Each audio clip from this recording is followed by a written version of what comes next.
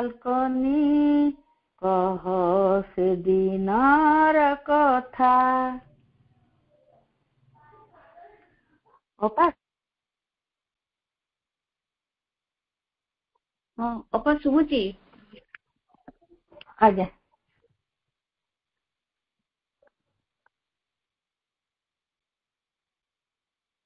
कृपामयीଙ୍କ दଇ ଯାଉଥିଲା ମଥା ଆକୁଳ ହୃଦये ବ୍ୟାକୁଳ ପରାଣେ ସେ ଦିବ୍ୟ ଦର୍ଶନ ପାଇଁ ଚାହୁଁଥିଲେ ଜନେ ବୈକୁଣ୍ଠ ତେଜି ମା ଆସିବେ ଓହ୍ଲାଇ ମା ଆସିବେ ଓହ୍ଲାଇ ତତେ ଧନ୍ୟ କରି ଆସୁଥିଲେ ମା କନକ ଅଙ୍ଗୁଳି ଚାଳି ଏ ସାରା ବିଶ୍ୱରେ ଦେଉଥିଲେ ତାଙ୍କ ଏ ସାରା ବିଶ୍ୱରେ ଦେଉଥିଲେ ତାଙ୍କ ନୟନର ସୁଧା ଢାଳି ମା ନୟନର ସୁଧା ଢାଳି ଆସ୍ପୃହାଶୀଳ ଆତ୍ମା କଳି ଯେତେ ଯାଉଥିଲେ ଧୀରେ ଖୋଲି ଯାଉଥିଲେ ଧୀରେ ଖୋଲି ଦିବ୍ୟ ଆନନ୍ଦର ଅନନ୍ତ ନିର୍ଝର ପଡୁଥିଲା ପରା ଝରି ପଡୁଥିଲା ପରା ଝରି ଦିବ୍ୟ ମୂର୍ଚ୍ଛନାରେ ଭରି ଯାଉଥିଲା ଅନ୍ତରର ଅନୁକୋଣ ଦିବ୍ୟ ଚେତନାରେ ହଜି ଯାଉଥିଲା ଜୀବନ କ୍ଷଣକୁ କ୍ଷଣ ଜୀବନ କ୍ଷଣକୁ କ୍ଷଣ କି ଯେ ମହାଭାବ ମଧୁ ଅନୁଭବ କି ଯେ ମହାଭାବ ମଧୁ ଅନୁଭବ ବର୍ଣ୍ଣନା ତାର କାହିଁ ଅନୁଭବୀ ଜାଣେ ସେଇ ଅନୁଭବ ଅନୁଭବୀ ଜାଣେ ସେଇ ଅନୁଭବ ଆଉ କେ ପାରିବ କହି ଆଉ କେ ପାରିବ କହି ତତେ ଦେଖିଦେଲେ ସେଦିନର ସ୍ମୃତି ଅନ୍ତର କୋଣେ ରାଜେ ଆନନ୍ଦ ଉଛୁଳା ପୁଲକ ପୋଖଳା ଆନନ୍ଦ ଉଛୁଳା ପୁଲକ ପୋଖଳା ମା ହସେ ମନ ହଜେ ମା ହସେ ମନ ହଜେ ଧନ୍ୟ ଧନ୍ୟ ତ ତପସ୍ୟା ଧନ୍ୟ ବାଲକନି ଧନ୍ୟ ତ ତପସ୍ୟା ଧନ୍ୟ ଶତ ଶତ ବାର ଧନ୍ୟ ଶତ ଶତ ବାର ଯୁଗ ଯୁଗ ଲାଗି ସାଇତିଛୁ ହୃଦେ ଯୁଗ ଯୁଗ ଲାଗି ସାଇତିଛୁ ହୃଦେ ବର୍ଷ ଦିବ୍ୟ ଦର୍ଶନର ବର୍ଷ ଦିବ୍ୟ ଦର୍ଶନର ଆଗାମୀ ଯୁଗର ପୁଣ୍ୟ ପୀଠ ତୁ ଆଗାମୀ ଯୁଗର ପୁଣ୍ୟ ପୀଠ ତୁ ଅତୀତର ମହାଦାନ ଅତୀତର ମହାଦାନ ରହିଥାଉ ନାଇଁ ଅନନ୍ତ ଗଗନେ ରହିଥାଅ ନାଇଁ ଅନନ୍ତ ଗଗନେ ହୋଇ ବିଶ୍ୱ ମହିୟାନ ହୋଇ ବିଶ୍ୱ ମହିୟାନ ହୋଇ ବିଶ୍ୱ ମହିୟାନ। ମା ବନ୍ଦେ ମାତରମ୍। ସମସ୍ତଙ୍କୁ ପ୍ରଣାମ। ମା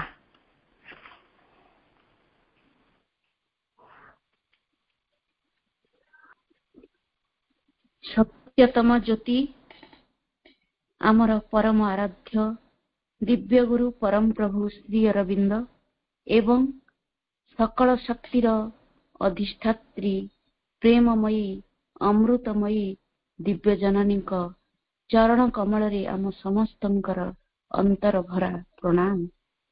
ବନ୍ଦେ ମାତରମ୍। ଶୁଭ ସନ୍ଧ୍ୟା। ଆଜିର ଏହି ଦିବ୍ୟ ସମାବେଶରେ ଉପସ୍ଥିତ ସମସ୍ତ ଆସ୍ପୃହାବନ୍ତ ସନ୍ତାନ ମାନଙ୍କୁ ମୋର ପ୍ରଣାମ, ଶ୍ରଦ୍ଧା, ନମସ୍କାର। ଏହି ଶାନ୍ତ ମଧୁର ନୀରବତା ମଧ୍ୟରେ ପୂର୍ଣ୍ଣ ଆନ୍ତରିକତା, ଶ୍ରଦ୍ଧା ଓ ବିନୀତ ପ୍ରାର୍ଥନା ସହିତ ଆରମ୍ଭ କରିବା ଆଜିର ଶ୍ରଦ୍ଧା ଓ ଆଲୋଚନା କାର୍ଯ୍ୟକ୍ରମ। ବର୍ତ୍ତମାନ ପ୍ରତ୍ୟେକ ରବିବାର ଏହି ସାନ୍ଧ୍ୟ ଅଧିବେଶନରେ ରଖାଯାଇଛି ମାଙ୍କ ରଚିତ questions and ଆନ୍ସର୍ସ 1957 and 58, the mother, chapter 7th February 1957 ର ପାରା 6 ରୁ ଶ୍ରଦ୍ଧାୟ ଓ ଆଲୋଚନା ଜାରି ରହିବ। ଏହାକୁ ଆଲୋଚନା ରଖିବେ ଆମ ସମସ୍ତଙ୍କର ପ୍ରିୟ ସୁନନ୍ଦା ଆପା।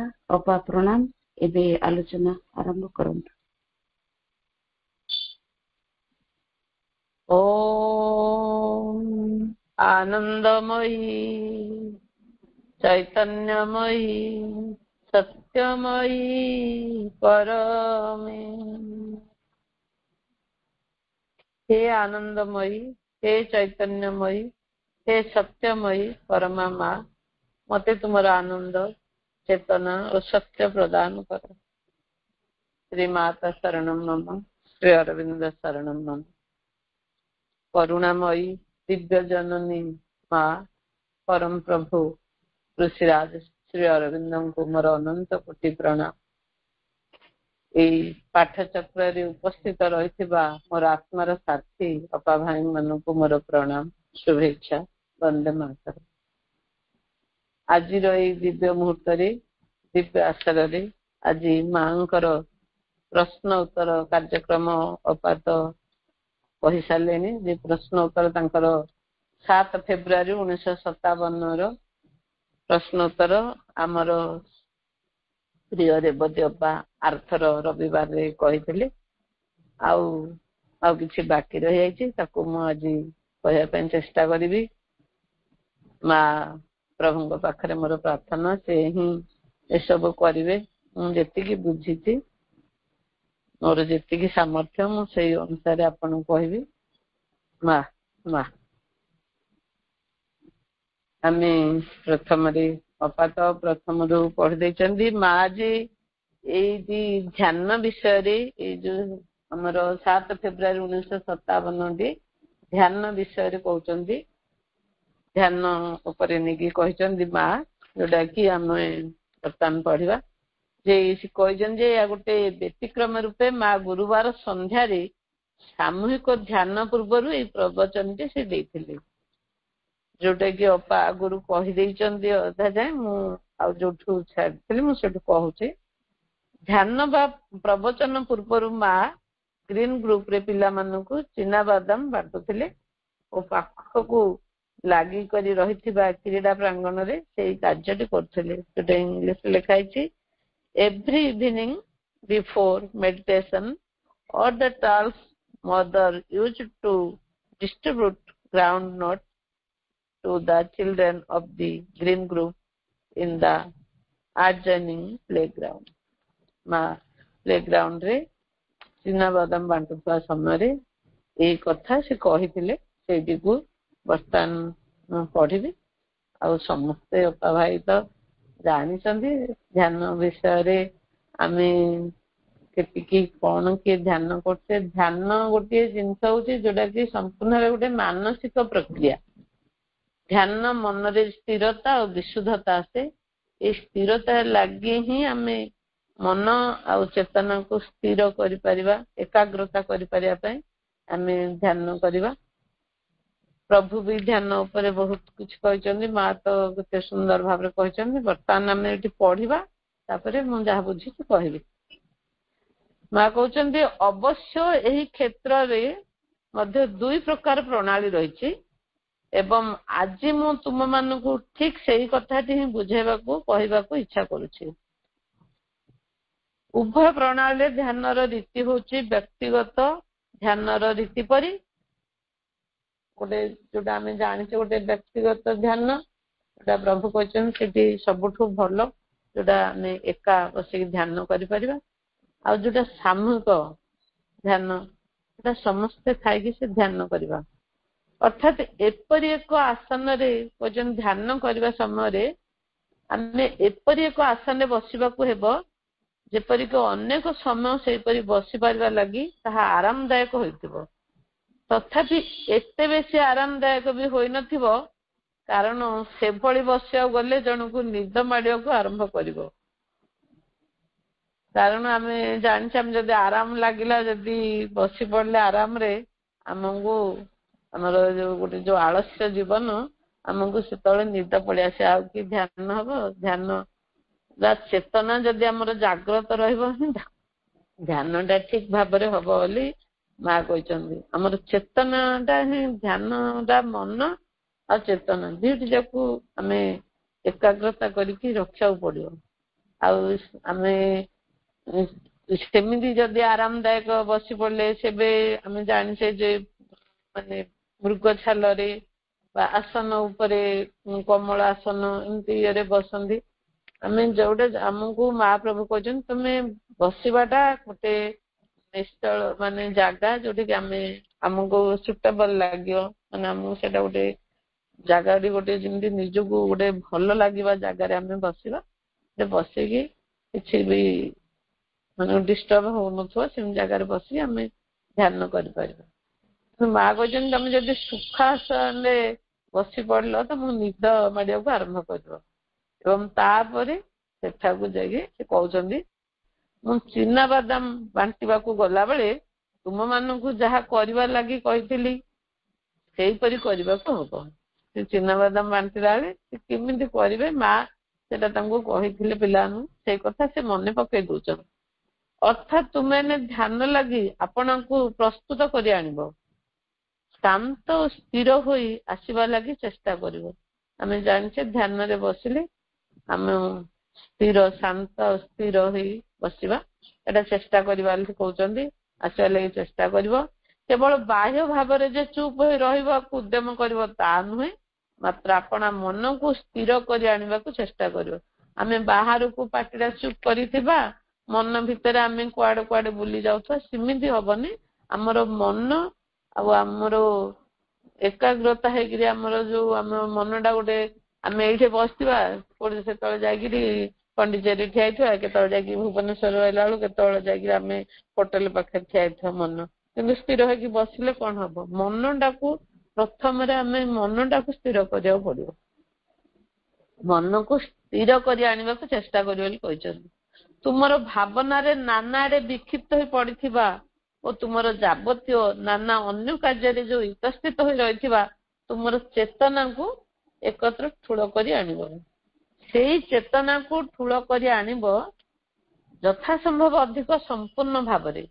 ସେ ଚେତନାଟାକୁ ତମେ ସମ୍ପୂର୍ଣ୍ଣ ଭାବରେ ତାକୁ ଠୁଳ କରି ଏକାଗ୍ରତା କରିକି ଆଣିବାକୁ ପଡିବ। ଆମେ ବାହାରର କୌଣସି ଜିନିଷକୁ ଜାଣି ଯାହା ପାଇଁ ଆମେ କରୁଛେ, ଯୋଉଠି ଆମର ଲକ୍ଷ୍ୟ, ସେଇ ଲକ୍ଷ୍ୟ ସ୍ଥଳ ଯାହା, ସେଇ ଜାଗାକୁ ହିଁ ଆଣିକି ଆମେ ତାକୁ ରଖିବା। ତାହାକୁ ଆପଣା ଭିତରକୁ ହିଁ ନେଇ ଆସିବ। ଯାହା ଆମେ ଭାବୁଛେ ତାହାକୁ ଏଇ ହୃଦୟ ସ୍ଥଳରେ ସକେନ୍ଦ୍ରିତ କରି ରଖିବ। ଆମେ ଜାଣିଛେ ମା ପ୍ରଭୁ ଆମକୁ ସବୁବେଳେ କହିଛନ୍ତି ଯେ ହୃଦୟ କେନ୍ଦ୍ରରେ ଏଟା ହଉଛି ଆମର ସଠିକ, ଯୋଉଟା କି ଆମେ ସେଠି ହିଁ ଆଣିକି ରଖିପାରିବା। ତାହାକୁ କଣ କହିଛନ୍ତି ମା? ନା ତାହାକୁ ସୌର ଚକ୍ର ମଧ୍ୟ ସକେନ୍ଦ୍ରିତ କରି ଆଣିବ। ଯେପରି ମସ୍ତିଷ୍କ ସମସ୍ତ ସକ୍ରିୟ ଶକ୍ତି ଓ ମସ୍ତିଷ୍କକୁ ସଚଳ କରି ରଖିଥିବା ଯାବତୀୟ ଉପାଦାନକୁ ଫେରାଇ ଅଣାଯାଇପାରିବ ଓ ଏଇଠାରେ ସକେନ୍ଦ୍ରିତ କରି ରଖାଯାଇପାରିବ। କାରଣ ପ୍ରଥମରେ ଆମେ ଯୋଉ ଆମର ମସ୍ତିଷ୍କରେ ମାନେ ମଥା ଉପରେ ଆମର ଯୋଉ ଆଜ୍ଞା ଚକ୍ର ଭୁଜ ବଳରେ କରୁଛେ, ମଥା ଉପରେ ରଖି କରୁଛେ, ତାପରେ ସେ ଯାଇକିରି ଆମର ହୃତ୍କେନ୍ଦ୍ର ଭିତରକୁ ଆଣିବା ପାଇଁ କହିଛନ୍ତି। ମୁଁ ଏତିକି ବୁଝିପାରୁଛି। ଏପରି କରିପାରିବାକୁ ହୁଏତ କେତେ ସେକେଣ୍ଡ ଲାଗିପାରେ, ଅଳ୍ପ କେତେ ମିନିଟ ମଧ୍ୟ ଲାଗିପାରେ, ତାହା ପ୍ରତ୍ୟେକ ବ୍ୟକ୍ତି ଉପରେ ନିର୍ଭର କରେ। ଏହାକୁ ଏକ ପ୍ରସ୍ତୁତିମୂଳକ ମନ ପର୍ଯ୍ୟାୟ ବୋଲି କୁହାଯିବ।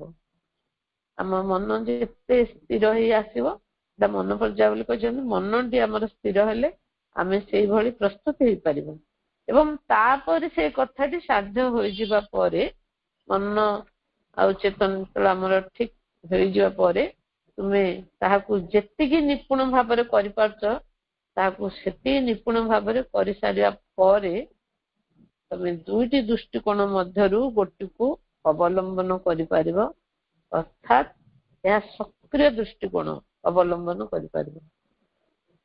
ଆମର ସେଇ ଦୃଷ୍ଟିକୋଣଟି ସକ୍ରିୟ ହୋଇପାରିବ।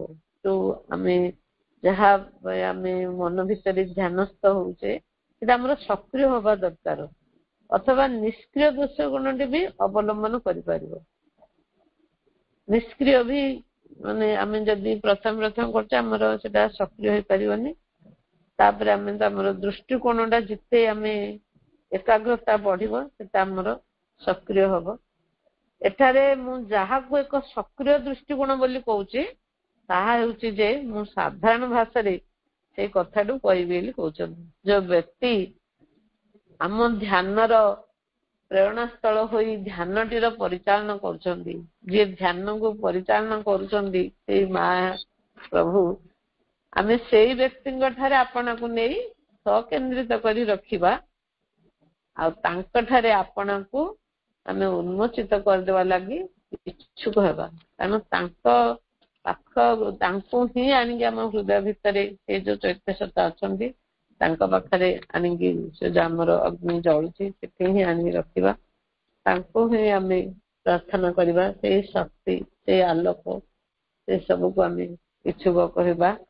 ସେ ଆମକୁ ଯାହା ଦେବା ଲାଗି ଇଚ୍ଛା କରୁଛନ୍ତି, ତାକୁ ଗ୍ରହଣ କରିବା ଲାଗି ଆମେ ଇଚ୍ଛା କରିବା। ଅଥବା ଯେଉଁ ଶକ୍ତିଟି ସହିତ ସେ ଆମର ସଂସ୍ପର୍ଶ ସ୍ଥାପନ କରିବାକୁ ଚାହୁଁଛନ୍ତି, ସେ ଶକ୍ତିକୁ ଗ୍ରହଣ କରିବା ସକାଶେ ଇଚ୍ଛୁକ ହୋଇ ରହିବା। ଆମେ ତାଙ୍କ ପୁରା ଓପେନ ଖୋଲା ହେଇକିରି ରହିବା। ସେ ଶକ୍ତି, ସେ ଆଲୋକ, ସେ ତାଙ୍କର ପ୍ରେମ ସବୁ ଆମେ, ତାଙ୍କର ସେ ସ୍ପର୍ଶ ସବୁ ଆମେ ତାଙ୍କୁ ହିଁ ଚାହିଁଲେ, ତାଙ୍କ ସହିତ ଆମେ ଏକ ହେଲେ ହିଁ ଯାଇକିରି ଆମେ ସେଇ ଜାଗାରେ ପହଞ୍ଚି ପାରିବା। ଆଉ ମାଙ୍କର ସେଇ ଶକ୍ତି ଆମକୁ ଆସିବ, ଆମେ ସେତିକି ସକ୍ରିୟ ହେବାର ଅଛି। ଏହାକୁ ମୁଁ ସକ୍ରିୟ ଦୃଷ୍ଟିକୋଣ ବୋଲି କହୁଛି। ମା କହୁଛନ୍ତି ଯେ ସେ ଶକ୍ତି ଯଦି ଗ୍ରହଣ କରିବା ଇଚ୍ଛୁକ ହୋଇ ରହିବ, ତାଙ୍କର ଶକ୍ତି, ତାଙ୍କର ଆଲୋକ, ତାଙ୍କ ସହିତ ଯଦି ଆମେ ଏକ ହେଇକି ରହିବା, ସେଇଟା ହଉଛି ତମର ସକ୍ରିୟ ଦୃଷ୍ଟିକୋଣ ବୋଲି ମୁଁ କହୁଛି। ସେ କହୁଛନ୍ତି ମୁଁ ସକ୍ରିୟ ଦୃଷ୍ଟିକୋଣ ବୋଲି କହୁଛି। କାରଣ ଏଠାରେ ସକ୍ରିୟ ହୋଇ କିଛି କରିବାର ଏକ ଇଚ୍ଛା ମହଜୁଦ ରହିଥିବ। ଆମର ଇଚ୍ଛାଟି, ଆମର ମନ ପ୍ରାଣରେ ଯୋଉ ଇଚ୍ଛା ରହିଛି, ସେଇ ଇଚ୍ଛାଟି ସେଠି ମହଜୁଦ ହେଇକି ରହିଥିବ। ଆଉ ଜଣେ କାହାଙ୍କ ପାଖରେ ଆପଣଙ୍କୁ ଉନ୍ମୋଚିତ କରିଦେବା ଲାଗି ଏଠାରେ ସକ୍ରିୟ ସକେନ୍ଦ୍ରଣ ରହିଥିବ। ଆଉ ଜଣଙ୍କ ପାଖରେ ଆପଣଙ୍କୁ ସକେନ୍ଦ୍ର କରିବାର ଇଚ୍ଛା ସକ୍ରିୟ ହୋଇ ରହିଥିବ। ଆଉ ଜଣଙ୍କ ପାଖରେ ଆପଣଙ୍କୁ ସକେନ୍ଦ୍ର କରିବାର ଇଚ୍ଛା ସକ୍ରିୟ ହୋଇ ରହିଥିବ। ସେଇଠି ବୋଧେ ମୁଁ ଭାବୁଛି ପ୍ରଭୁଙ୍କ କଥା ବି କହିଛନ୍ତି ଯେ ଆମେ ମା ଆଉ ପ୍ରଭୁଙ୍କ ପାଖରେ ନିଜକୁ ସକେନ୍ଦ୍ରିତ କରିବାର ଇଚ୍ଛା ରଖିକିରି ସେଠି ସକ୍ରିୟ ହୋଇ ରହିବା। ଅନ୍ୟ ନିଷ୍କ୍ରିୟ ଦୃଷ୍ଟିକୋଣଟି କହିଲେ କେବଳ ଏତିକି କଥା ବୁଝେଇବ, ମୁଁ ଯେପରି କହିଲି ତୁମେ ନିଜକୁ ସେଇପରି ଭାବରେ ସକେନ୍ଦ୍ର କରି ଆଣିବ। ତାପରେ ତୁମେ ସତେ ଅବା କୌଣସି ଦୁଆରକୁ ଖୋଲିଦେବା ପରି ଆପଣଙ୍କୁ ଖୋଲିଦେବ। ମା କହୁଛନ୍ତି ଯେ ମୁଁ ଯୋଉ ଦୃଷ୍ଟିକୋଣଟା କହିଲି ସେ ନିଜକୁ ତମେ ସେପରି ଭାବରେ ସକେନ୍ଦ୍ରିତ କରିବ ଯେମିତି ତମେ ନିଜର ଆମର ହୃଦୟ ଦ୍ଵାରା ଆମେ ପଢିଛେ ମାତୃବାଣୀରେ ସେ ସତ୍ୟ ହେବା ତମ ଦ୍ୱାରକୁ ଖୋଲିଦେବା ପରେ ଆପଣଙ୍କୁ ଖୋଲିଦବ। ତୁମେ ଜାଣିଥିବ ତୁମର ଏଠାରେ ମା ଦେଖାଉଛନ୍ତି ନିଜକୁ, ସେ ମା ତାଙ୍କର ହୃଦୟକୁ ଦେଖେଇକି କହିଲେ ଗୋଟାଏ ଦ୍ୱାର ଅଛି ଆମର ହୃଦୟରେ ଏବଂ ଆପଣଙ୍କୁ ସକେନ୍ଦ୍ର କରି ଆଣିବା ପରେ ତମେ ଦ୍ୱାରଟିକୁ ଖୋଲିଦେବ। ଯେତେବେଳେ ତମେ ସେ ଧ୍ୟାନ ବଳରେ ମାଙ୍କର ଯୋଉ ଶକ୍ତି ଯୋଉ ତାଙ୍କର ଆଲୋକ ଯାହା ସବୁ ତମେ ଯୋଉ ପାଇବ ତାକୁ ତମେ କଣ କରିବ ଏଇ ଦ୍ୱାରଟିକୁ ଖୋଲିଦବ। ହୃଦୟ ଭିତରୁ ଯେତେବେଳେ ମା କହିଛନ୍ତି ମାତୃବାଣୀରେ ଯେ ତମେ ହୃଦୟ ଭିତରକୁ ସେଇ ଶକ୍ତି କି ଆଣିବ ଆହୁରି ଭିତରକୁ ଯିବ ଯୋଉ ଆମେ ପଢିଛେ ସେଇ ଜିନିଷଟି ମା ଏଠାରେ କହିଛନ୍ତି ଯେ ତମେ ଏପରି ହୋଇ ରହିବ। ମା ଅଙ୍ଗୁଭଙ୍ଗ କରିକିରି ସେ ଦେଖାଉଛନ୍ତି ଦ୍ଵାରା ଯେ ଅଚଳ ହେଇ ସ୍ଥିର ହୋଇ ରହିବାକୁ ସେ ସୂଚିତ କରୁଛନ୍ତି। ମା ନିଜର ଅଙ୍ଗି ଭଙ୍ଗି କରିକି ସେ ପୁରା ଅଚଳ ସ୍ଥିର ଆମେ ଜାଣିଛେ ଏସବୁ ରହିଲେ ହିଁ ଯାଇକି ଆମେ ଧ୍ୟାନ କରିପାରିବା, ଅଥବା ତା ନହେଲେ ତମେ ଆଉ ଗୋଟେ ପ୍ରତିରୂପରେ ବି ସାହାଯ୍ୟ ନେଇପାରିବ। ମା କହୁଛନ୍ତି ଯଦି ଏଇଭଳି ତମେ ନ କରିପାରୁଛ ତାହେଲେ ଆଉ ଗୋଟେ ସେ ପ୍ରତିରୂପ ତାଙ୍କର ଆଉ ଗୋଟେ କହୁଛନ୍ତି ଯେ ନିଜକୁ ସତ ବା ଗୋଟିଏ ବହି ପରି କଳ୍ପନା କରିବ। କହୁଛନ୍ତି ନିଜକୁ ଗୋଟେ ବହିରେ ଭଳିଆ କଳ୍ପନା କରିବ। ତମେ ସେ ବହିଟିକୁ ପ୍ରଶସ୍ତ କରି ଖୋଲିଦବ। ସେ ବହିର ପୃଷ୍ଠା ଗୁଡିକ ସମ୍ପୂର୍ଣ୍ଣ ଅଲିଖିତ ଭାବରେ ରହିଥିବ, ଅର୍ଥାତ୍ ସେଠି କିଛି ଲେଖା ହେଇନଥିବ, ସମ୍ପୂର୍ଣ୍ଣ ପୁରା ଇଏ ଥିବ, ବ୍ଲାଙ୍କ ପେପର ଥିବ। ସେଇଟା ତମେ ସେ ଲେଖା ହେଇନଥିବା ବହିଟି ପ୍ରଶସ୍ତ କରିକି ତମେ ଖୋଲିଦବ। ଆଉ ସେଟା କିଛି ବି ଲେଖା ହେଇନଥିବ, ତୁମେ ସମ୍ପୂର୍ଣ୍ଣ ନୀରବ ହୋଇ ରହିଥିବ। ତୁମେ ସେଇ ଅବସ୍ଥାରେ ନିଜକୁ ଅବସ୍ଥିତ କରି ରଖିବ। ଏହାପରେ କଣ ହେବାକୁ ଯାଉଛି ତାହାରି ଲାଗି ଅପେକ୍ଷା କରି ରହିବ। ଯେତେବେଳେ ତମେ ଧ୍ୟାନସ୍ଥ ହେଇକି ରହୁଛ, ବହିଟି ଖୋଲା ପୁସ୍ତକଟି ଯେମିତି ଖୋଲି ଦଉଛ ପ୍ରଶସ୍ତ ହେଇଯାଉଛି, ଆଉ ସେଇଭଳି ରହିଲେ ନିଜକୁ ଅବସ୍ଥିତ କରି ରଖିବ। ଏହାପରେ କଣ ହବାକୁ ଯାଉଛି ତାର ଲାଗି ତମେ ଅପେକ୍ଷା କରି ରହିବ ବୋଲି ମା କହୁଛନ୍ତି।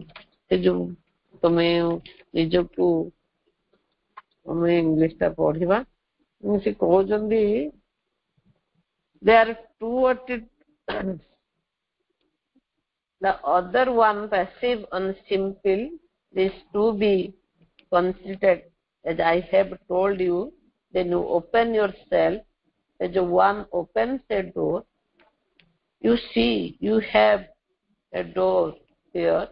जो देखो जन तंगर हाथ को gesture at the level of the heart, and once you are considered you open the door and stay like this gesture of immobility, or else you may take another image as if it were a book, and you open your book very wide with its page completely blank, that is quite silent, and you stay like that waiting for what is going to happen. ଆମେ ଅପେକ୍ଷା କରିକିରି ଖୋଲିକି ତାଙ୍କୁ ଚାହିଁ ରହିବା। There are two attitudes. You may take one or the other according to the day, the occasion, or you may adopt one of them out of preference if it helps you more. Both are effective and can have the equal good result.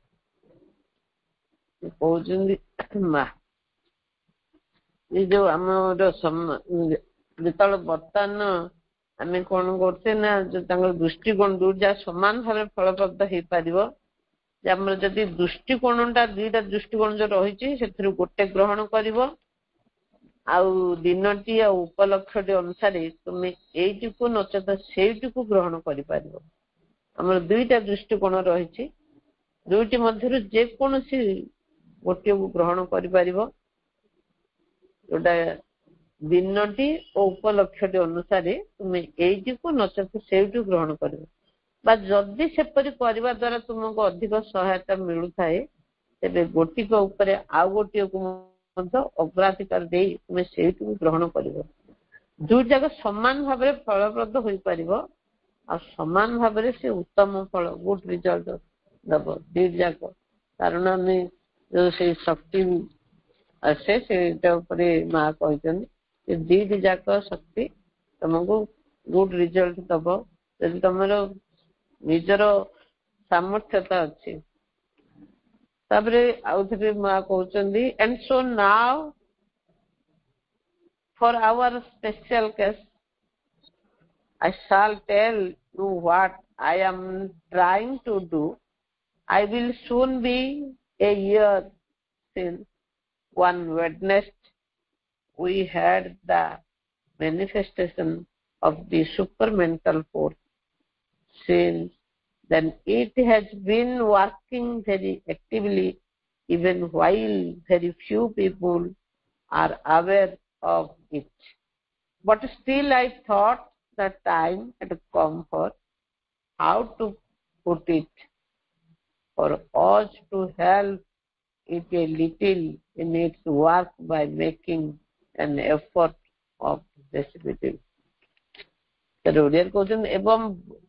एवं वर्तमान आम एठारे जहा करवा लगी चेष्टा करुछु मु तुम से विषय कहबी आम कौन चेष्टा करुचे वर्तमान से विषय कहवाई पिलाको कहते मु तुम से विषय कहबी प्राय गोटे वर्ष होनी थे गोटे बुधवार दिन अति मानस शक्ति आपण को ये पृथ्वी अभिव्यक्त करथिला माँ जो 1956 मसीहा फेब्रुआरी 1929 जो आनी अति मानस शक्ति की से कथा से कहते गोटे वर्ष हो गलानी वर्ष 1956 मसीह आसला से 1957 मसीह कहते से कहते ये जो गोटे प्राय गोटे वर्ष होनी थे गोटे बुधवार दिन अति मानस शक्ति आपण को ये पृथ्वी अभिव्यक्त करथिला से दिन ठारू से शक्ति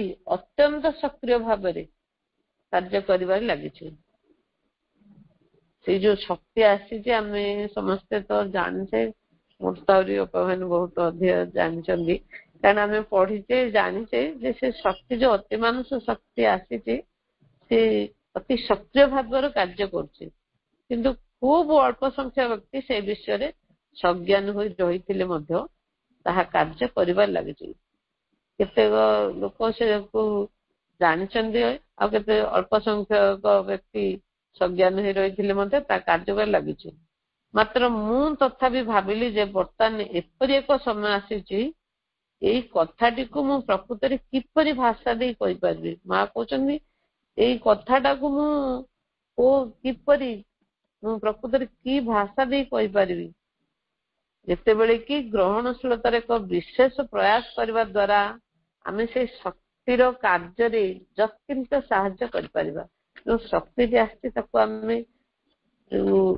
आमको शक्ति को आम जो पात्र रखा जदि पात्र न रखी अपात्र रखीदा से कौन हम से कहते शक्ति आम किमी जत्किंत साहाय्य कर आम से शक्ति के आनिक आम कार्य लगे पार से आम कौन साहाय्य कर विषय ही मनुष्य आहरी जानी पारनी से कहते तार जो ग्रहणशीलतार तो विशेष प्रयास जो से तार जो से शक्तिर केते ग्रहणशीलता आमको दरकार से विषय ही माँ कहते तार केते आमको से साहाय्य कर अति मानस शक्ति आम सब जानचे किंतु एक कथा अवश्य सत्य जे से शक्ति केवल आश्रम ही कार्य करना से माँ कहते से शक्तिटा जो आश्रम प्लेग्राउंड रे जो से सोनार हाथुड़ी जो बाड़े से जो स्वर्णर कबाटी को भांगी देते से शक्ति झरी आसला खाली जे ये ही कार्य कर आश्रम ही कार्य करना समग्र जगत कार्य कर लगी जो स्थान रे किछि ना किछि ग्रहणशीलता रही भी शक्ति निश्चय कार्य कर କିନ୍ତୁ ଏବେ ମତେ ଅବଶ୍ୟ ସ୍ୱୀକାର କରିବାକୁ ହେବ ଯେ ପୃଥିବୀ ଯାକର ଅନ୍ୟ ସକଳ ସ୍ଥାନର ତୁଳନାରେ ଆଶ୍ରମରେ ଯେ ଏକୁଟିଆ କୌଣସି ବିଶେଷ ଗ୍ରହଣଶୀଳତା ରହିଛି। ସେ କହୁଛନ୍ତି ପୃଥିବୀ ଯାକ ସବୁଆଡେ ସେଇ ଶକ୍ତି ହିଁ ବିଚ୍ଛୁରିତ ହେଇକି ଯାଉଛି, କିନ୍ତୁ ଖାଲି ଆଶ୍ରମରେ ଯେ ବୋଲି ଭାବିବାନି, କାରଣ ଆମେ ସମସ୍ତେ ହିଁ ସେଇ ଶକ୍ତି ପାଇଁ ଆମେ ଧ୍ୟାନ କରିବା ବୋଲି ମା ଆମକୁ ସେଇ ଯୋଉ ପିଲାମାନଙ୍କ ମାଧ୍ୟମରେ ହିଁ ଆମକୁ ଏଇ ଶିକ୍ଷା ଦେଇଛନ୍ତି। ମତେ ଏଇଭଳି ଲାଗୁଛି, କାରଣ ଏଇ ଯୋଉ ଏକୁଟିଆ କୌଣସି ବିଶେଷ ଗ୍ରହଣଶୀଳତା ରହିଛି, ଯୋଉ ଗ୍ରହଣଶୀଳତା କ୍ଷେତ୍ରରେ ସେପରି କୌଣସି ଏକଚଟିଆ ରହିଛି ସେ କଥା ଆଦୌ ନୁହେଁ। କହିନାହାନ୍ତି ଯେ ଖାଲି ଯେ ଆଶ୍ରମରେ ଖାଲି ହଉଛି ନାହିଁ, ସେ କି ତାର ଏକଚାଟିଆ ବୁଦ୍ଧି ନାହିଁ ଯେ ଏଇଠି ଆଗ ଏକୁଟିଆ ଖାଲି ଖସିବ ନା, ସେ କହୁଛନ୍ତି ସେ କଥା ଆଦୌ ନୁହେଁ। ମାତ୍ର ଏଠାରେ ରହିଥିବା ଆମେ ସମସ୍ତେ ପ୍ରକୃତରେ କେଉଁ ଘଟଣାଟି ଘଟିଛି ସେଇ ବିଷୟରେ ଅଳ୍ପ ବହୁତ ଅବଗତ ରହିଥିବାରୁ ହିଁ ମୁଁ ଆଶା କରୁଛି ଯେ ଏଠାରେ ପ୍ରତ୍ୟେକ ମନୁଷ୍ୟ ବ୍ୟକ୍ତିଗତ ଭାବରେ ଏଇ ଅବସରଟି ଦ୍ଵାରା ଉପକୃତ ହୋଇପାରିବାକୁ ଆପଣାର ଯଥାସାଧ୍ୟ ଉଦ୍ୟମ କରୁଛି। କାରଣ ସେ ଜାଣିଛନ୍ତି ଯେ ସମସ୍ତେ ମା ଯୋଉ ସମସ୍ତଙ୍କୁ କହିଛନ୍ତି ଯେ ଧ୍ୟାନ କରିକି ସେ ଯୋଉ ଅତିମାନସ ଶକ୍ତି ଆସିଛି ସେ ସମସ୍ତଙ୍କୁ ଜଣେଇଛନ୍ତି, ଆଉ ସେ ଆଶା କରୁଛନ୍ତି ଯେ ଏଠାରେ ପ୍ରତ୍ୟେକ ମନୁଷ୍ୟ ବ୍ୟକ୍ତିଗତ ଭାବରେ ଏଇ ଯୋଉ ଅବସରଟି ଯୋଉ ଆସିଛି ଯୋଉ ଶକ୍ତିଟି ତାକୁ ଉପକୃତ ହୋଇପାରିବା ପାଇଁ ଆମେ ଉପକୃତ ହେଇପାରିବା, ଯୋଉଟା କି ଯଥାସାଧ୍ୟ ଆମେ ଉଦ୍ୟମ କରୁଛି। ମାତ୍ର ଆମେ ସାମୂହିକ ଭାବରେ କହୁଛନ୍ତି ଆମେ ସମସ୍ତେ ହେଇକିରି ଭାବରେ ମଧ୍ୟ ଏଇ କ୍ଷେତ୍ରରେ ନିଶ୍ଚୟ କିଛି କରିପାରିବା, ଅର୍ଥାତ୍ ଏଇ ଭୂମିକୁ ଠୁଳ କରି ଆଣିବାକୁ ଚେଷ୍ଟା କରିପାରିବା। ଆମେ ପୃଥିବୀ ପୃଷ୍ଠକୁ ସେ ଯୋଉ ଶକ୍ତି ଆସିଛି ତାକୁ ଠୁଳ କରି ଆଣିବାକୁ ଆମେ ସାମୂହିକ ଭାବରେ ଆଣିପାରିବା, ସେଇ କଥା ମା ପିଲାମାନଙ୍କୁ କହୁଛନ୍ତି। ସେଇ ଯୋଉ ଗ୍ରହଣଶୀଳତା ରହିଛି ସେ ଆମକୁ ସେ ଧ୍ୟାନସ୍ଥ ହେଇକିରି ସେ ଯୋଉ ଅତିମାନସର ଶକ୍ତି ଆସିଛି ତାକୁ ଆମେ କିଭଳି ଆମର ପାତ୍ରକୁ ରଖିବା ସେ ଉପରେ ବି ମା କହିଛନ୍ତି। ମୁଁ ମାତୃବାଣୀରୁ ଟିକେ କହିବି। ଆମେ ଏଠି ବିଶେଷ ଭାବରେ ଉର୍ବର ଏକ ମା କହୁଛନ୍ତି ଯେ ଏଇ ଯୋଉ ସାମୂହିକ ଭାବରେ ସର୍ବାଧିକ ପରିମାଣରେ ଗ୍ରହଣଶୀଳତା ସମ୍ଭବ କରିପାରିବାକୁ ଆମେ ଏଠି ବିଶେଷ ଭାବରେ ଗୋଟେ ଉର୍ବର ଏକ ଭୂମିର ସୃଷ୍ଟି କରିପାରିବା ଏବଂ ସମୟ ଶକ୍ତିର ଯେପରି ଯଥାସମ୍ଭବ କମ ଅପଚୟ ହେବ ସେଥିଲାଗି ମଧ୍ୟ ଆମେ ଉଦ୍ୟମ କରିପାରିବା। ଗୋଟେ ଉର୍ବର ଭୂମି ସୃଷ୍ଟି କରିପାରିବ ବୋଲି କହୁଛନ୍ତି, ଯୋଉ ମା କହୁଛନ୍ତି ଏଇଠି ଯୋଉ ଶକ୍ତି ଯେ ଆସିଛି ସେ ଗୋଟେ ଉର୍ବର ଭୂମି ସୃଷ୍ଟି ହବ ବୋଲି ମା କହୁଛନ୍ତି। ଆମେ ସେ ଶକ୍ତିକୁ ଏତେ ପରିମାଣରେ କଣ କହିଛନ୍ତି, collecting the maximum receptive and little wastage the possible time and ଏଣ୍ଟରେଜ।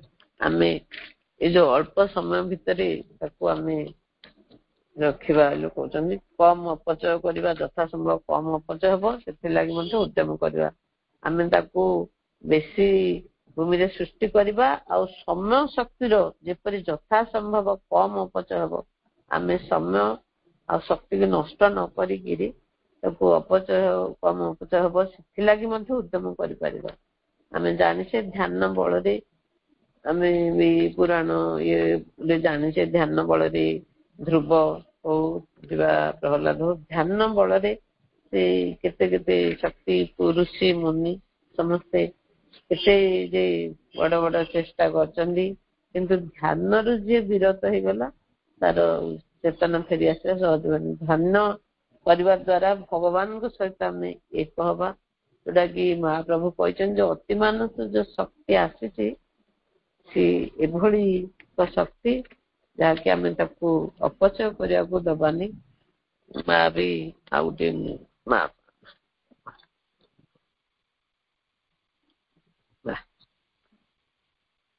ମା ମାତୃବାଣୀ ପୃଷ୍ଠରେ ଯେ କହିଛନ୍ତି ଯେ ଯୋଉ ହୃଦୟ କେନ୍ଦ୍ରରେ ଆମେ ଏକାଗ୍ର ହବା, ତା ମଧ୍ୟରେ କେମିତି ପ୍ରବେଶ କରିବା ସେଇ କଥା ମା ଯୋଉ କହିଛନ୍ତି ସେଟା ବି ମୁଁ ମାତୃବାଣୀରେ ଦେଖିଛି ଯେ ସେ କହିଛନ୍ତି ଗଭୀରରୁ ଉତ୍ତରି ଦୂର ବହୁ ଦୂର ପର୍ଯ୍ୟନ୍ତ ଯାଅ, ଯେତେ ଦୂର ପର୍ଯ୍ୟନ୍ତ ତୁମେ ଯାଇପାର। ଆଉ ବାହ୍ୟ ପ୍ରସାରିତ ହୋଇ ତୁମ ଚେତନାର ସମସ୍ତ କ୍ଷୟକୁ ସେଠି ଏକତ୍ର କର, ଦୃଢ ଭାବେ କେନ୍ଦ୍ରୀଭୂତ କର, ହୃଦୟରେ ନିବୃତ୍ତରେ ଡୁବି ଯାଅ, ଏକବାରେ ତଳକୁ ଚାଲିଯାଅ। ହୃଦୟ ଗଭୀର ନୀରବତା ମଧ୍ୟରେ ସେ ଏକ ଅଗ୍ନିଶିଖା ଜଳୁଛି। ଏହା ହିଁ ହେଲା ତୁମର ଅନ୍ତରର ଦେବତା, ତୁମର ଯଥାର୍ଥ ସତ୍ୟ ସତ୍ତା, ଯୋଉ ଆମର ଚୈତ୍ୟ ପୁରୁଷ ବା ପୁରୁଷ। ଏ ବାଣୀ ଶୁଣୁ, ସେ ଆଦେଶ ପାଳନ କରିବ। ଆମର ଏକାଗ୍ରତା ସକାଶେ ଅନ୍ୟାନ୍ୟ କେନ୍ଦ୍ର ମଧ୍ୟ ଅଛି, ଯୋଉଟା କି ଆମେ ଗୋଟିଏ କେନ୍ଦ୍ର ମସ୍ତିଷ୍କର ଉର୍ଦ୍ଧ୍ୱରେ, ମା ବି ସେଇ କଥା କହିଲେ, ଗୋଟିଏ ଭୁଜଗୁଳ ମଧ୍ୟରେ, ଆଉ ପ୍ରତ୍ୟେକଟି ନିଜର ପ୍ରଭାବ ଏସବୁ ତୁମ ଏକ ଏକ ବିଶିଷ୍ଟ ଫଳ ଦିଅନ୍ତି। କିନ୍ତୁ ଯୋଉ ହୃତ୍କେନ୍ଦ୍ରରେ ଯୋଉ ହୃତ୍ପୁରୁଷଙ୍କ ସ୍ଥାନ ହିଁ ସବୁଠୁ ଶ୍ରେଷ୍ଠ ବୋଲି କହିଛନ୍ତି। ସେଇଠି ହିଁ ରୂପାନ୍ତର ସକାଶେ ସେ ହବ ବେଗବତୀ, ଆଉ ସେ ଗତିଶୀଳତା, ସେଇ ଅନୁଭୂତି ହିଁ ଆମକୁ ଶକ୍ତି ପ୍ରସ୍ତୁତ କରାଏ। ଆମେ କିଛି ଦୂର ଯେତେବେଳେ ଧ୍ୟାନରେ ଯେତେବେଳେ ଆମେ ଅଗ୍ରସର ହବା, ପ୍ରତିଦିନ ଆମେ କଣ କରିବା ନା ନିୟମିତ ନିର୍ଦ୍ଦିଷ୍ଟ ସମୟରେ ହିଁ ନିଜର ସୁବିଧା ଅନୁସାରେ ଯେକୌଣସି ଗୋଟିଏ ଯୋଉଟା ବି ପବିତ୍ର ସ୍ଥାନରେ ତମେ ଏକାନ୍ତରେ ବସିବ। ଯେକୌଣସି ଚୌକି ହଉ, ନିଜର ସମୟ ଅନୁସାରେ, ସେ ବେଶିନା କୁଶ ମୁଗ ଛାଲେ ମିଶ ପକଉଥିଲେ, କିନ୍ତୁ ଏବେ ଆମେ କମଳ ବା ଚୌକି କିମ୍ବା କୌଣସି ଆସନ ଏସବୁ ପକେଇ ତା ଉପରେ ଆମେ ବସିବା। ବସିକି ଏକ ତ ପଦ୍ମାସନ କିମ୍ବା ସୁଖାସନରେ ବସିବା। ନିଜର ରୁଚି ଅନୁଯାୟୀ ଆମେ ବସିବା, କାରଣ କାହାର ଗୋଡ ଏର ପ୍ରୋବ୍ଲେମ ଥିବ। ମହାପ୍ରଭୁ ଆମକୁ କିଛି ବାଧ୍ୟ ତ କୌଣସିରେ କରିନାହାନ୍ତି, ସେ କହିଛନ୍ତି ଯେକୌଣସି ନିଜ ରୁଚି ଅନୁଯାୟୀ ତମେ ବସିବ। ମାତ୍ର ଏମିତି ବସିବନି ଯେ ଯୋଉ କହିଲେ ତମକୁ ନିଦ ପଳେଇ ଆସିବ, ସେମିତି ବସିବାନି। ମା ଆଉ ପ୍ରଭୁଙ୍କର ଗୋଟେ ଫଟୋ ଉପରେ ଚେତନାକୁ ଏକାଗ୍ର କରିବା, କିମ୍ବା ଏକାଗ୍ରତା ସକାଶେ ଉଦ୍ଧସ୍ତ ମାତୃଶକ୍ତିକୁ ଶାନ୍ତି ଆଉ ସ୍ଥିରତା ସେ ଅବତରଣ ସକାଶେ ଆମେ ଅଭ୍ୟସ୍ତ କରିବା ଆଉ ପ୍ରତୀକ୍ଷା କରିପାରିବା।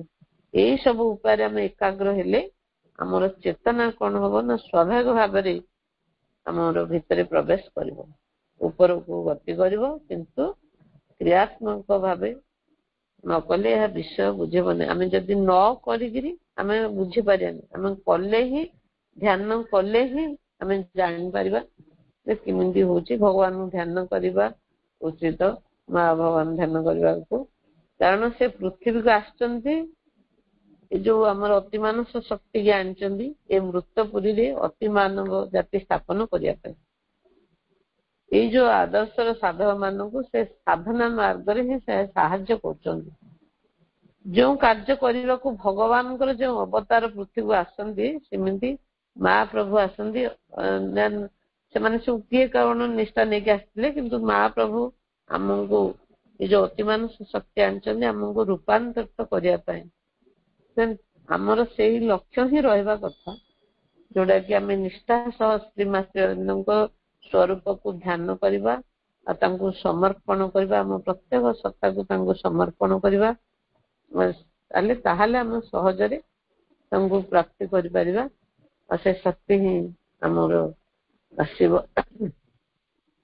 ଯୋଉଟା କି ଆହୁରି ମଧ୍ୟ ଏକାଗ୍ରତା ନିମନ୍ତେ ସେ କେନ୍ଦ୍ର କହିଛନ୍ତି। ଯୋଉ ଆମର ରୂପାନ୍ତର ଯୋଗରେ ମଧ୍ୟ ମା ପ୍ରଭୁଙ୍କର କଥା କହିଛନ୍ତି ଯେ ଆମେ ଯଦି ମସ୍ତକ ଉର୍ଦ୍ଧ୍ୱରେ ଧ୍ୟାନ କଲେ ଚେତନା ଉର୍ଦ୍ଧ୍ୱକୁ ଉନ୍ମୁକ୍ତ ହବ, କିନ୍ତୁ ଉର୍ଦ୍ଧ୍ୱକୁ ଆରୋହଣ କରେ ଏବଂ ଉର୍ଦ୍ଧ୍ୱକୁ ଉନ୍ମୁକ୍ତ ହବ ମାନେ ଉର୍ଦ୍ଧ୍ୱକୁ ଆରୋହଣ କରେ। ଉର୍ଦ୍ଧ୍ୱରୁ ଶାନ୍ତି ଆଉ ଶକ୍ତି, ଜ୍ୟୋତି, ଜ୍ଞାନ, ଆନନ୍ଦ ଓ ମାତୃଶକ୍ତି ସାଧକର ମନ ପ୍ରାଣ ଶରୀରର ଆଧାରରେ ଅବତରଣ କରନ୍ତି। ଆଉ ଭାଗବତ ଶକ୍ତି ସାଧକ ଆଧାରରେ ରୂପାନ୍ତରିତ କ୍ରିୟା ମଧ୍ୟ କରନ୍ତି। ସେଥିପାଇଁ ଆମେ ହୃଦୟ ଗଭୀରରେ ଧ୍ୟାନ କଲେ ଆମର ଅନ୍ତରାତ୍ମା ଯୋଉ ଚୈତ୍ୟ ସତ୍ତା ଜାଗ୍ରତ ହୁଅନ୍ତି, ଆଉ ଭାଗବତୀ ଶକ୍ତିଙ୍କୁ ଅବତରଣ ସକାଶେ ଆମର ମନ ପ୍ରାଣ ଶରୀର ସମସ୍ତ ସତ୍ତା ମାଙ୍କ ଚରଣରେ ଆମେ ସମର୍ପଣ କରିବା, ଅଭିଷ୍ଠା କରିବା। ସେଇ ଲକ୍ଷ୍ୟରେ ଯୋଉ ସିଦ୍ଧି ମାର୍ଗରେ ଆମକୁ ସେ ପରିଚାଳନା କରନ୍ତୁ। ଆମର ଏଇଭଳି ପ୍ରାର୍ଥନା ରହିବ। ତାଙ୍କର ସହିତ ଆମେ ଏକାଗ୍ରତା ରଖିବା, ମହାପ୍ରଭୁଙ୍କୁ ଆମେ ସବୁବେଳେ ଆମର ପ୍ରାର୍ଥନା ଜଣେଇବା। ସେଇ ଆମର ହୃଦୟ କେନ୍ଦ୍ରରେ ରହି ସେଠୁ ସେ ଆମକୁ ରୂପାନ୍ତରିତ କରନ୍ତୁ, ସେଇ ଉପଲବ୍ଧି ଆମକୁ ଆଣିବ, ସେ ସଫଳ ଗତି ପ୍ରେରଣା ଦବ। ଆମେ ତାଙ୍କୁ ମହାପ୍ରଭୁଙ୍କର ଫଟୋ କିମ୍ବା ଇଏ ଭାବିବାନି, ତାଙ୍କୁ ଆମେ ମୂର୍ତ୍ତିକୁ ରଖି ତାଙ୍କ ମୁଖକୁ ଆମେ କଳ୍ପନା କରିବା, ଏକାଗ୍ର ହେଇକି ଆମର ହୃଦୟ ଭିତରକୁ ନେଇକିରି ଆମେ ତାଙ୍କୁ ପ୍ରବେଶ କରିବାକୁ ଦେବା। ଯୋଉ ଯେତିକି ସମୟ, ସେ ସମୟ ମଧ୍ୟ ତମେ ଯେତେ ସମୟ ଆସ୍ତେ ଆସ୍ତେ ପ୍ରଥମେ ତମେ କିଛି ସମୟ ବସିଲ, 10 କି 15 ମିନିଟ୍, ଏମିତି ହଉ ତମେ ଘଣ୍ଟାଏ 1.5 ଘଣ୍ଟା ବି ବସିପାରିବ, କିନ୍ତୁ ସଚେତନ ହେଇକି ରହିବାକୁ ପଡିବ। ଆଉ ଆମେ ମାଙ୍କର ନାମ କିମ୍ବା ଓମ୍ ଯାହା କିଛି ଆମକୁ ହେଉଛି ସେ କରିବା, କିନ୍ତୁ ତାଙ୍କୁ ଆମେ ହୃଦୟ ଭିତରେ ଗଭୀରକୁ ଆରମ୍ଭ କରିବା, ଯିବା। ଆଉ ଯେତେ ସମୟ ପର୍ଯ୍ୟନ୍ତ ରହିପାରିବ ରହିବ, କିନ୍ତୁ ଶାନ୍ତି ଆନନ୍ଦରେ ଡୁବିଯିବ। ଯେତେବେଳେ ତମେ ପ୍ରକୃତ ଧ୍ୟାନ ମହାପ୍ରଭୁଙ୍କ ପାଖରେ ହବ, ସେତେବେଳେ ତମେ ଶାନ୍ତି ଆଉ ଆନନ୍ଦରେ ଡୁବିଯିବ। ଆମେ ଏଇଭଳି ମହାପ୍ରଭୁଙ୍କ ପାଖରେ ପ୍ରାର୍ଥନା କରିବା ଯେ ସେ ହିଁ, ତାଙ୍କ ପାଖରେ ଆମର ଯୋଗର ଚାବି ଅଛି, ତାଙ୍କ ପାଖରେ ଆମେ ସମର୍ପଣ କରିବା, ଅଭିଷ୍ପା କରିବା। ଆମକୁ ସେ ହିଁ ସେଇ ଶୁଦ୍ଧତା ଆଡକୁ ନେବେ। ଆମର ସେଇ ଯୋଉ ଅତି ମାନସର ଶକ୍ତି ଆସିଛି, ସେ ଯୋଉ ପିଲାମାନଙ୍କୁ ସେଇ କଥା ଶିଖେଇଛନ୍ତି, ପିଲାମାନେ ହଉଛନ୍ତି ହିଁ ଆମେ ହିଁ ମଧ୍ୟ ପିଲା। ସେଇ ଭଗବତୀ ଶକ୍ତିଙ୍କର ସେ ରୂପାନ୍ତର କ୍ରିୟା ଆମ ଉପରେ ହିଁ ଆସୁ, ସେ ହିଁ ତାଙ୍କ ଶକ୍ତିକୁ କ୍ରିୟାକୁ ସେ ଆମ ଉପରେ ଶକ୍ତିର କ୍ରିୟା ସଙ୍ଗେ ସେ ସ୍ଥାନରେ ସେ ଆମକୁ ରଖନ୍ତୁ। ଏହା ହିଁ ଆମର ବିଚାର ଆସିବ, ଭଗବତୀ ଶକ୍ତିଙ୍କ କ୍ରିୟା ଆମ ଉପରେ ତୀବ୍ର ହଉ। ଏହା ହିଁ ମୋର ପ୍ରାର୍ଥନା ମହାପ୍ରଭୁଙ୍କ ପାଖରେ। ମୁଁ ଯେତିକି ବୁଝିଛି ସେତିକି ହିଁ କହିଲି। ଆଉ କିଛି ଯଦି କିଏ କିଛି ଅପା ଭାଇ କହିବେ କୁହନ୍ତୁ। ସବୁ ଅପା ଭାଇଙ୍କୁ ମୋର ପ୍ରଣାମ, ମହାପ୍ରଭୁଙ୍କୁ ମୋର ପ୍ରଣାମ। ବନ୍ଦେ ମାତରମ୍। ମା